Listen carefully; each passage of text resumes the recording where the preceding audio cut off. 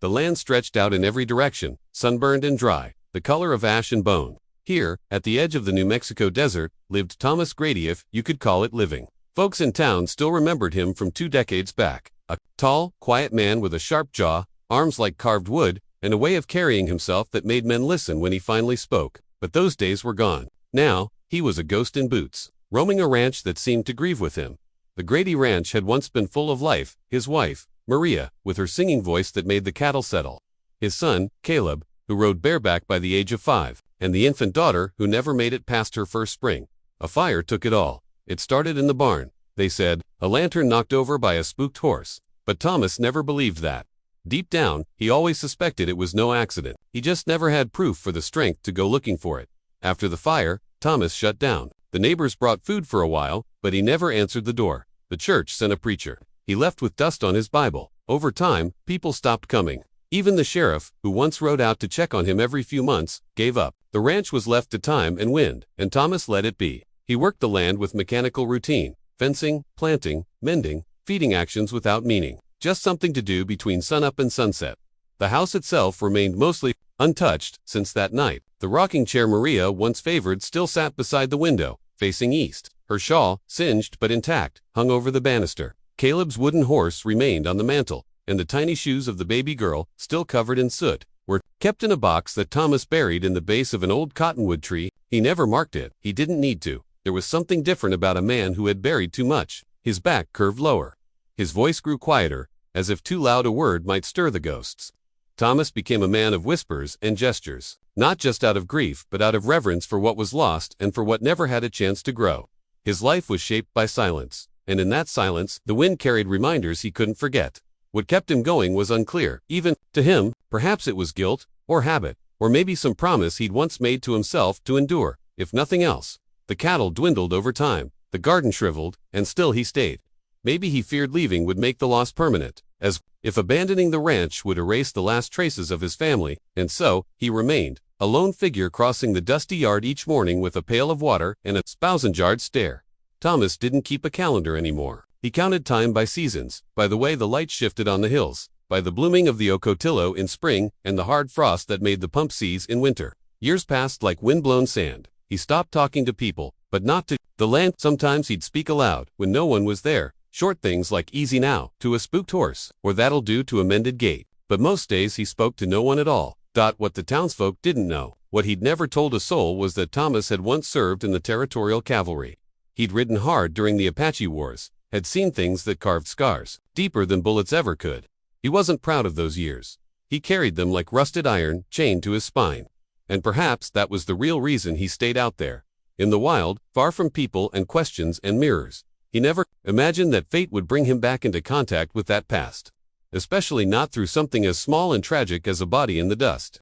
It was early morning when Thomas Grady saddled up his aging roan, Buckshot, and rode out toward the northern fence line. The sun had barely broken the horizon, casting long shadows over the ridge and turning the sky a bruised shade of copper. The air carried a chill that hinted at late autumn. He hadn't planned to do much that day, just check the fence posts after a string of dry winds had blown through.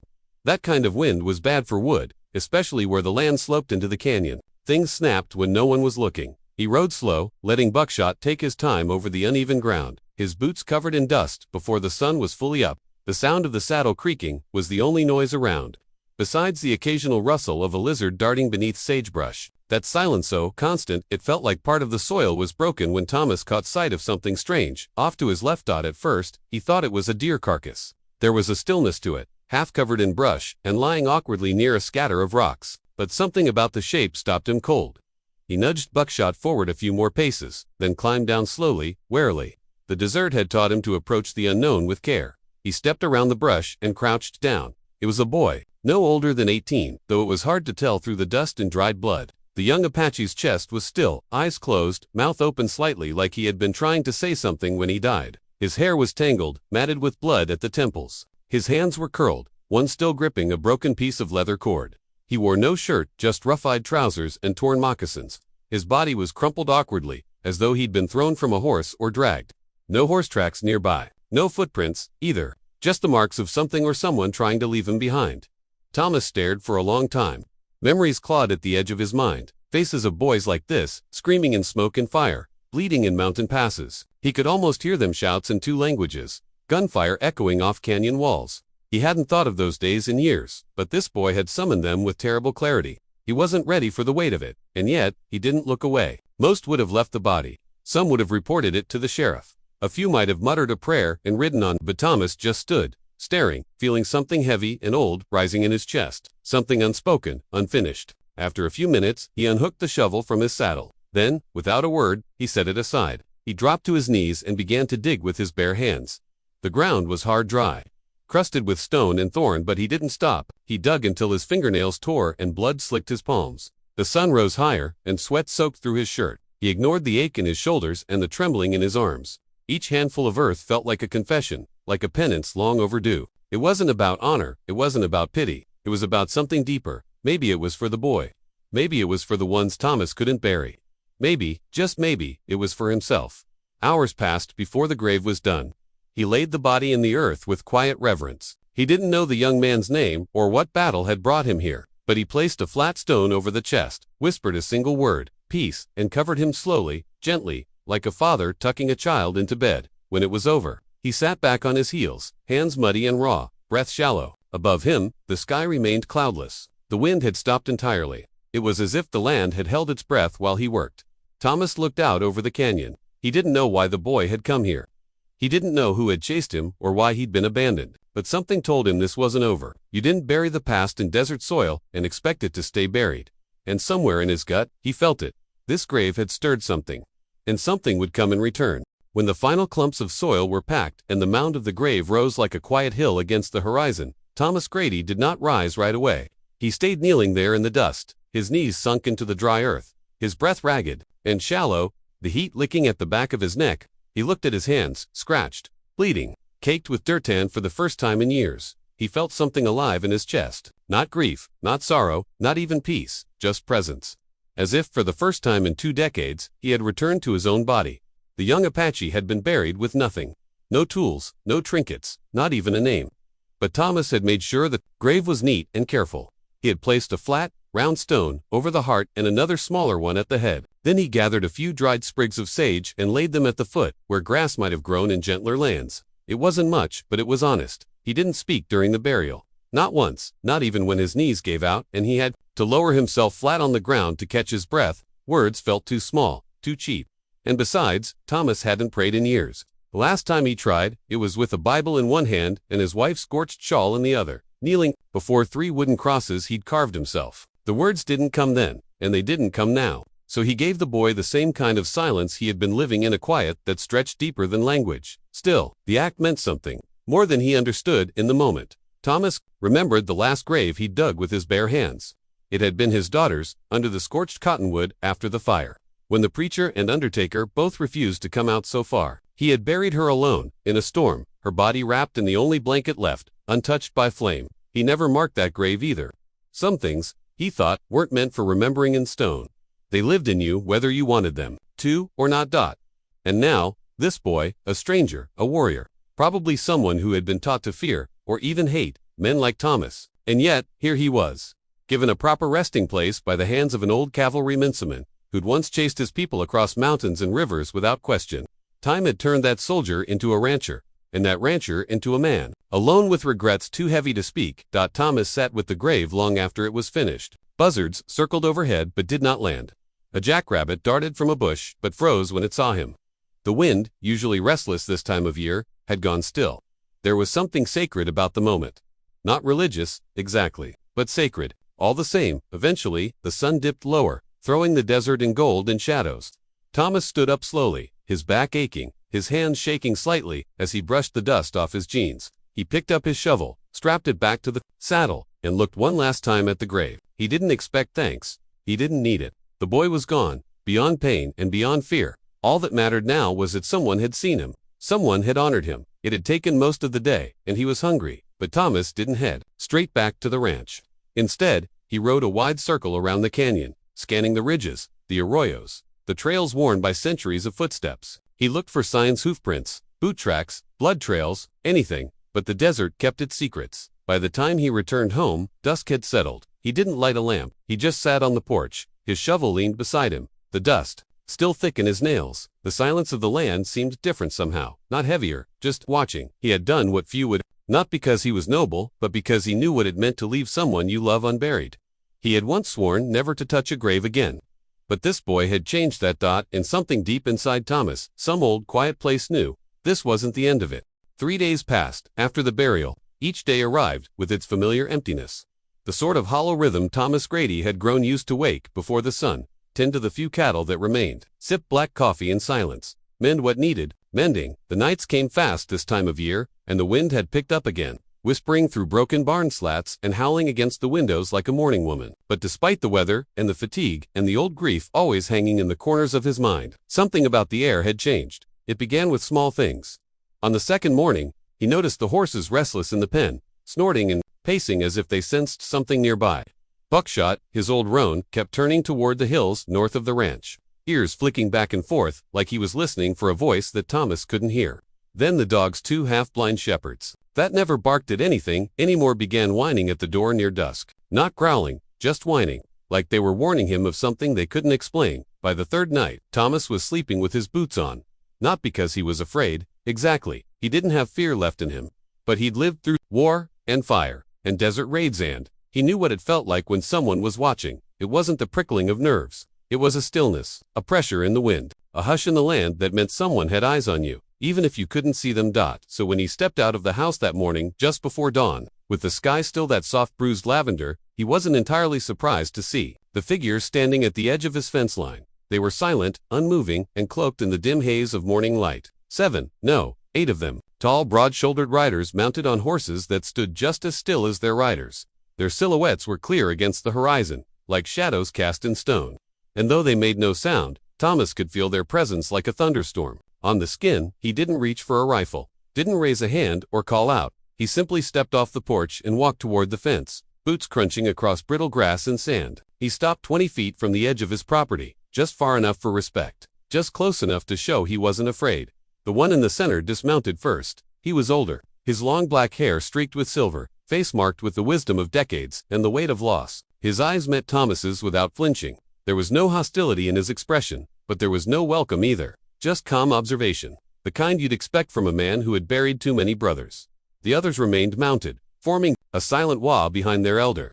Thomas recognized the way they sat their horses, disciplined, balanced, with the ease of people who were born to ride. Apache, without a doubt, not boys, warriors. The elder approached slowly, his movements deliberate. He carried nothing but a small leather pouch tied to his belt, and something wrapped in cloth held against his chest. When he stopped 5 paces from Thomas, the silence held. A long moment passed, heavy as stone. Then the elder spoke. "You buried my son." Thomas's throat tightened. He hadn't expected confirmation, but the words hit with a weight that left no room for doubt. The boy in the dust, the one he had laid to rest with torn hands and aching bones, had belonged to this man.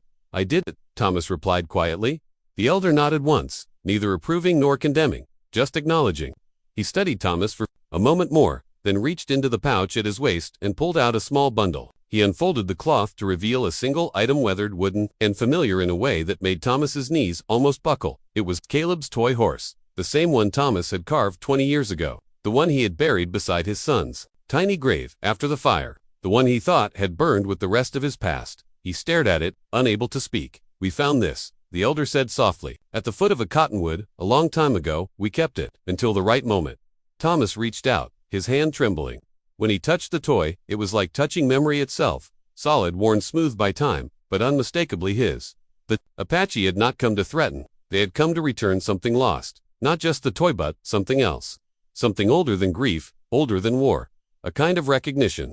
Thomas Grady held the wooden horse in his hand like it was glass, like it might vanish if he blinked too hard. The years hadn't been kind to it. There were scorch marks along one flank, a crack in the leg from when the fire took the barn, and the crude carving lines had softened over time. But it was his son's. He'd made it one night under oil lamp light, when Caleb couldn't sleep, whispering stories of desert stallions and mountain colts. Caleb had clutched that little horse through every storm, and after the fire, Thomas had placed it at the base of the boy's grave because it was all he had left to give. Now, standing under a sky smeared in gray and gold, with the Apache elder watching him silently, Thomas held that same piece of carved wood like it was more valuable than gold, and in some quiet weight was how he murmured, though the answer barely mattered. The elder's voice was gravel. "We were passing through, many years ago. Found a grave beneath a burned tree. No name, no sign. Just that. He nodded at the toy. One of our young ones wanted to keep it. But the medicine woman said it was not ours. She said its owner would one day need it again. Thomas blinked back, something sharp in his eyes. The desert wind didn't explain the heat behind them. That grave was my son's. The elder gave a slow nod.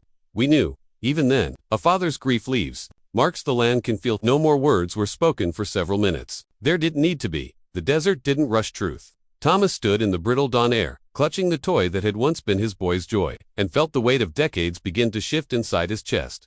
The elder gestured gently, and two of the younger warriors dismounted. They moved respectfully, their faces calm, and began untying bundles from the back of their horses.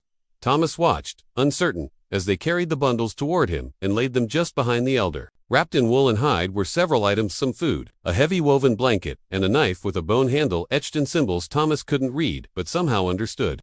These weren't gifts in the ordinary sense. They were offerings, not as repayment, but as acknowledgement. You honored him, the elder said, gesturing toward the canyon. With your hands, not with coins or fear, with labor and respect. You buried a warrior. A father does not forget such things. Thomas wanted to say he hadn't done it for honor. He'd done it because no one should rot in the open. He'd done it because the boy reminded him too much of all he'd lost. But the words didn't come. He realized now that maybe he had done it for more than that. Maybe in burying the boy, he had buried some of his own guilt.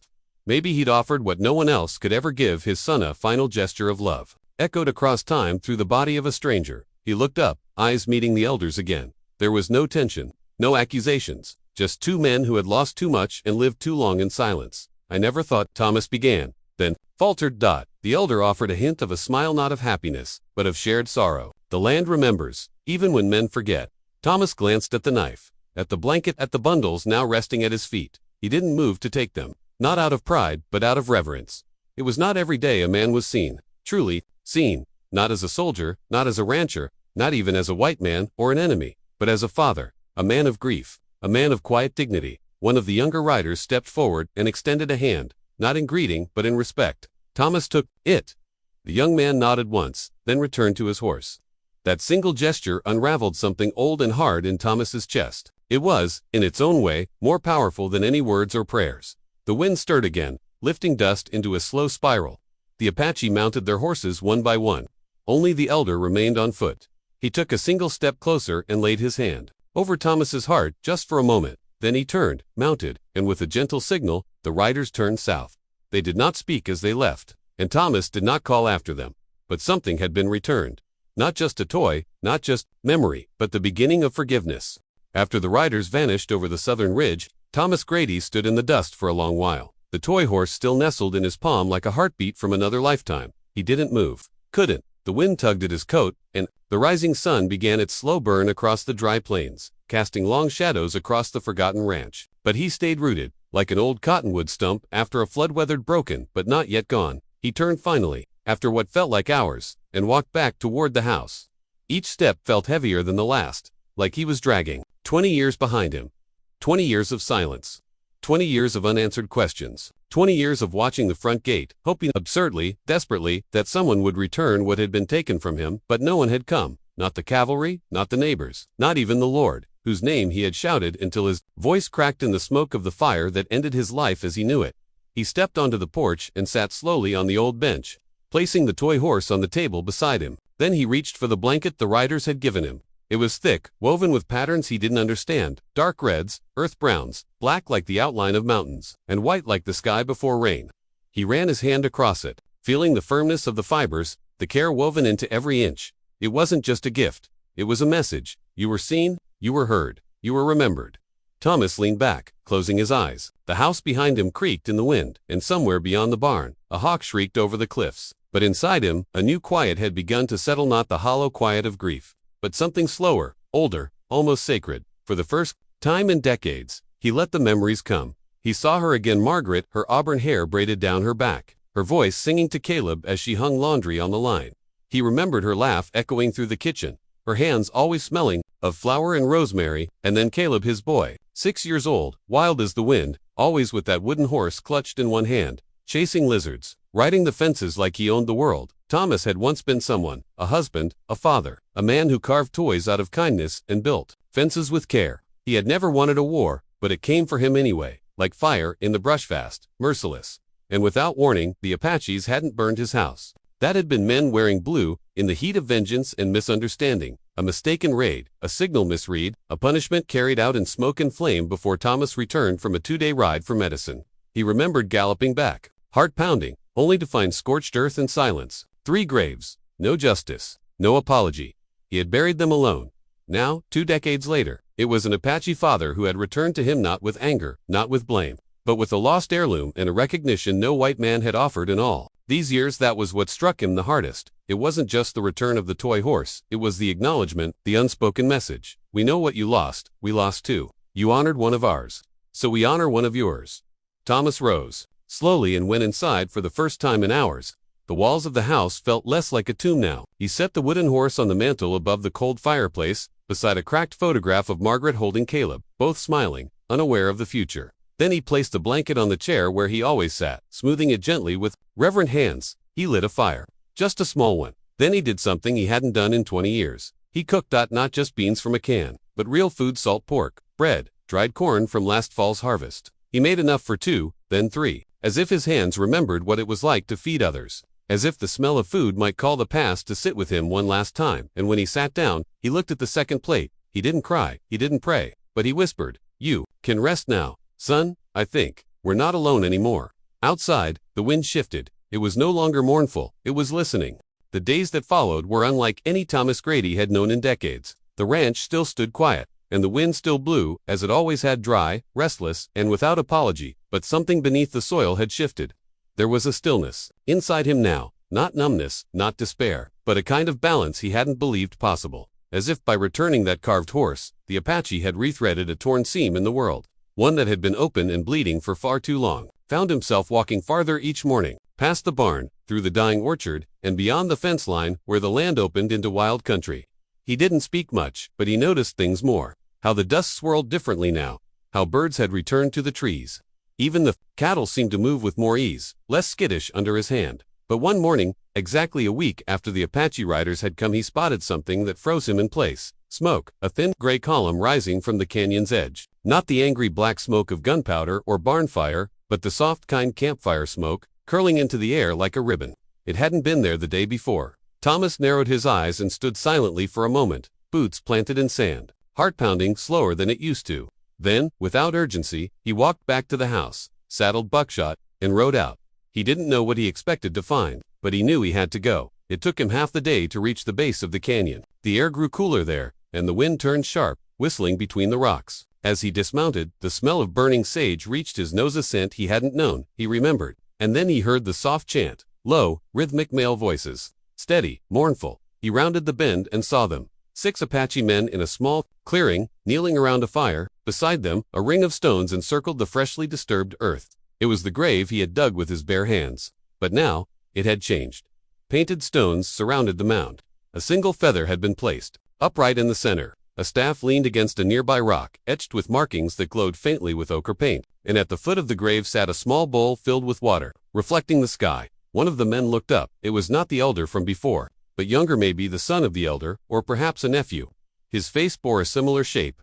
High cheekbones, deep-set eyes, an expression that held both age and youth at once. "You returned," the man said. Thomas didn't respond right away. He simply nodded, hat in hand. "We came to finish what you started," the man continued, "to give him his name, his songs, his way home." Thomas swallowed hard. He deserved that. The man rose and approached him, offering a respectful bow of the head. "And you are part of it now, whether you want to be or not." Thomas blinked. "Part of what?" The Apache gestured to the grave. "When a warrior falls far from home, his spirit wanders. But if a stranger honors him, then the spirit finds rest. And in doing so, it watches over the one who buried it. We don't forget that." The words hit deeper than Thomas could explain. He'd been alone for so long that the very idea of being watched over made something tighten in his chest. The Apache man looked past him then, toward the canyon wall. "The elders say that those who grieve openly are the ones the spirits walk beside. You've been walking alone for too long." Thomas glanced at the grave again. It no longer looked like a patch of disturbed earth. It looked sacred, whole, like it belonged. "I buried him with my hands," Thomas whispered, "because I didn't know what else to do." The Apache nodded. "You did more than most. You remembered him. Now we remember you." Thomas didn't stay long after that. He watched the men continue their ceremony. listened to the soft chants, then turned and walked back to his horse. He didn't feel like an outsider anymore, not fully. The land itself seemed to open to him differently now. The silence wasn't so cruel, the loneliness wasn't so sharp. He had been part of a reckoning, and in doing so, something had returned. Not just memory, not just sorrow, but belonging. Thomas Grady stood at the edge of his porch, hands resting on the rail, watching the horizon where the canyon met the sky. The sun had begun its slow descent, bathing the fields in gold and copper, shadows stretching like fingers across the dust. The air was still, not lifeless, but calm, like the land had exhaled after holding its breath for far too long. It had been weeks since the Apache riders first appeared, weeks since the toy horse found its way back into his hands, and weeks since he followed that trail of smoke to witness the sacred ritual by the canyon. He hadn't seen the riders again. No further visits. No more spoken words, but something lingered, something unseen, yet deeply present. He had started rebuilding not out of obligation, but out of something closer to hope. The barn roof, once half collapsed, now had new timbers. The corral gate had been fixed, and even the old well had been reinforced with stones carefully hauled in from the ridge. It wasn't a farm reborn overnight, but it was no longer a graveyard either. He was no longer just tending to ghosts. Inside the house, the changes were subtle but meaningful. The wooden horse now rested on a shelf above the hearth, beside a small wooden frame Thomas had carved himself. Inside it, a faded photo of Caleb stood upright for the first time in 20 years, not hidden in a drawer, not buried beneath blankets. Facing the room, present, he'd even moved Margaret's shawl from the chest at the foot of the bed. It now hung on the coat hook near the door, where it used to rest after long days tending the chickens. Every time he passed it, he touched it, gently, with purpose. Some nights, he'd sit under the stars, and speak aloud, not to anyone in particular, but to the land, the sky, the boy he buried, and the boy he honored. He no longer needed answers. What he needed was connection. And somehow, against all odds, he'd found it in the last place he expected, by honoring the dead of another people. He had been given back the pieces of his own. Then came the letter. It arrived quietly, left on the porch, in the early hours of the morning. No footprints, no messenger, just a folded piece of hide, tied with sinew. The handwriting inside was rough but legible English words, written with the care of someone who had only recently learned them. To the one who dug with his hands, we do not forget. We do not repay with words, but with remembrance. When the hawk circles 3 times, look to the northern ridge. A new beginning waits for you. The people. Thomas read the note twice, then tucked it in his coat pocket, where it stayed for days. He didn't rush to the northern ridge. He wasn't even sure he believed it meant anything. But on the 7th evening, when the sky turned to fire and the shadows lengthened, he saw the hawk. It circled once, then twice, then with solemn grace. It carved a 3rd wide arc through the air. Thomas mounted his horse without a word. The ride to the northern ridge wasn't easy, steep, narrow, and mostly forgotten. But as he crested the top, the world opened before him. And there, nestled in a clearing of mesquite and rock, stood what he never expected, a stone circle, recently built, with a central fire pit and a staff planted deep in the earth. Around it were tokens, feathers, beads, pieces of carved bone, and just beside the fire, a bundle of supplies, a canteen of fresh water, and a new saddle blanket woven in the same pattern as the one they had gifted him. This was not just a site of memory.